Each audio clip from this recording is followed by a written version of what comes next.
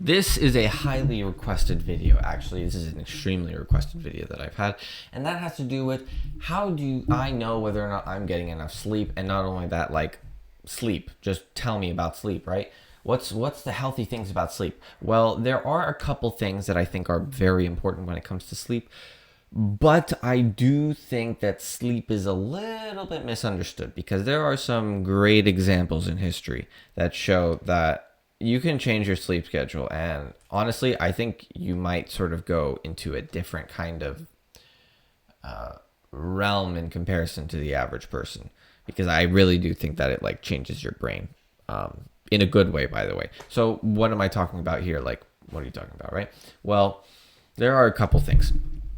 First off, for sleep, there is this notion that you need to be sleeping 8 hours all at once. I don't think that's true. I think that's actually false. I think that's very, very false, in fact.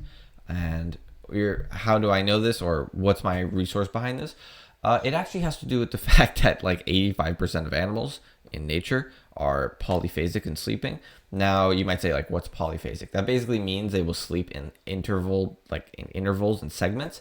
And not only that, we already know, not just other animals for that matter, but in human history, and I mean, like, I'll try to show you all the pictures and name all the places that have done known polyphasic sleeping. Like, this is extremely common, okay? Ancient Rome as an example.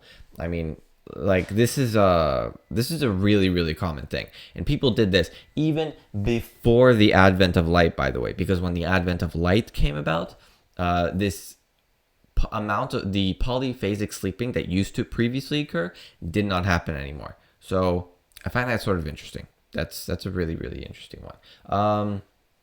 So that's one. So yeah, I think polyphasic sleeping is perfectly fine, by the way, for anybody out there. So there's another thing, by the way, number 2, when it comes to sleep. You might have heard about this thing of basically like sleep between the hours of 10 p.m. to 2 a.m. because those are the 4 golden hours. Is that true? Yeah, sort of. Kind of, but not really. So I don't like, what do I mean by kind of, not really? Okay, look. If you have like daylight savings, for instance, right? Are you really going to follow the 10 to 2 rule still? No, right? I don't think you should be following that, because that rule itself is flawed because of the way the measurement system is flawed. So how do I think, or what do I think that those prime hours are basically? Like, are there any sort of prime hours? Yes, though, I do think so. And this is where I come to, actually, first you just need to have like proper circadian rhythm. If you have proper circadian rhythm, don't worry, you'll fall asleep. Like, when you want to fall asleep, you'll fall asleep. That won't be a problem. There are a couple things though that you need for proper circadian rhythm, in my opinion. One of them is you need to prevent constant blue light exposure. That's really important. So I have not covered that actually yet, but I eventually will cover that. So you don't want blue light exposure after a certain period of time. That has to do with sleep melanin, and basically it messes with your sleep. The second thing that you want is iodine. Actually, iodine basically, like, eat correctly and make sure that your hormones are in sync. So that means carnivore. I don't care which version of carnivore you do, honestly. As long as your hormones in sync, you'll be pretty fine on that one. If you're young, you have much more resilience to a lot of this stuff, but as you get older, you'll have less resilience. So you probably would need to be much more strict carnivore. So yeah, that's one. That's 2 actually. Iodine and basically eating correctly. So those are the 2 main things I would say that you really, really need to do if you want to have this natural kind of circadian rhythm thing. Because when you have this natural kind of circadian rhythm, you'll wake up just like whenever you feel like it sometimes, and you'll go to sleep whenever you feel like it. And that actually brings me to my third point, for that matter. I haven't described this one, but this one I think is extremely interesting, because I think this goes to show just how much humanity is missing out on its potential. And what am I talking about? Like sleep? You're telling me sleep has something to do with humanity's potential? Yeah, but in such an extreme degree that I don't think is talked about enough by many people. And that is people like Leonardo da Vinci, as just one example, or Nikola Tesla had crazy sleep schedules. Like these guys, their sleep schedules were just out of whack, like completely crazy. They didn't necessarily do this circadian rhythm, but they did do this kind of segmented polyphasic sleeping, which I think is really, really important.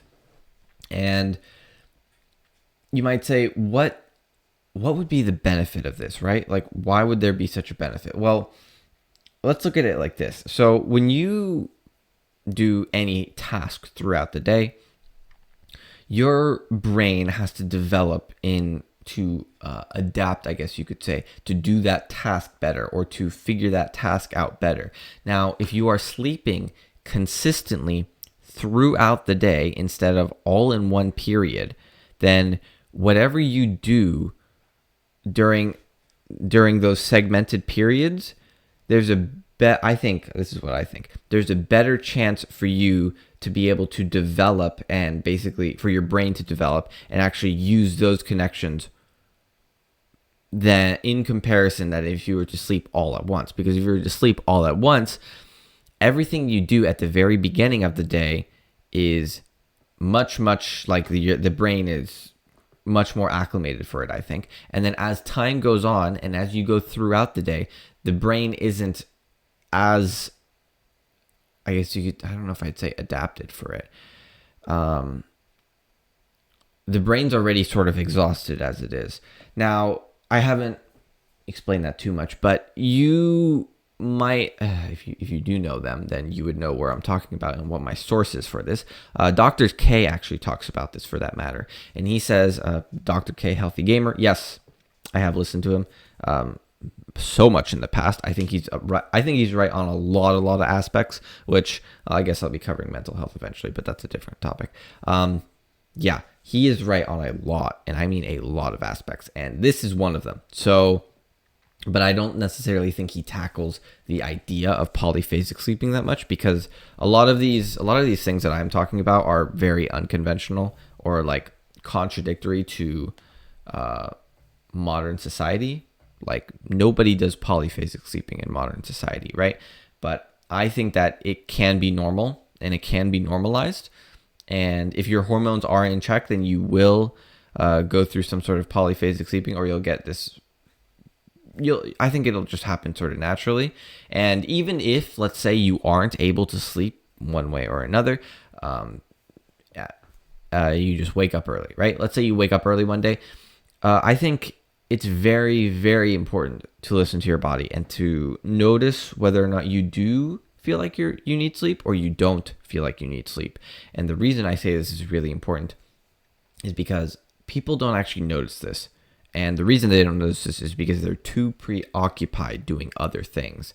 But they don't notice whether or not they feel like they do or feel like they don't need sleep. And the best probably demonstration that I can give of whether or not you do or don't need sleep is literally do nothing.